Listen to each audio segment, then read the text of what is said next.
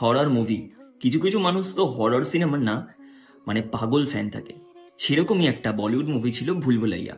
কিন্তু একটা জিনিস কি তোমরা জানো, এই ভুলভুলাইয়ার যে মঞ্জুলিকা ক্যারেক্টারটা আছে তার ব্যাক স্টোরি কিন্তু কন্নৌজের এক সত্যিকারের লোককথা থেকে নেওয়া হয়েছিল। কিন্তু তার বাইরেও একটা আসল শকিং তথ্য আছে। বিদ্যা বালান যখন আমি যে তোমার গানটায় ডান্স করছিলেন, ওই সিনে তার চোখের এক্সপ্রেশন, তার পাগলের মতন মাথা ঝাঁকানো, এর সবকিছুর কোনোটাই কোরিওগ্রাফির মধ্যে ছিল না। পরিচালক প্রিয়দর্শন চেয়েছিলেন যে বিদ্যার শরীরে অশরীরী ভাইব আসুক, পুরো সেটকে একদম ডার্ক করে দেন, মিউজিক চালান দ্বিগুণ গতিতে, আর বিদ্যাকে বলেন don't dance, let your body react.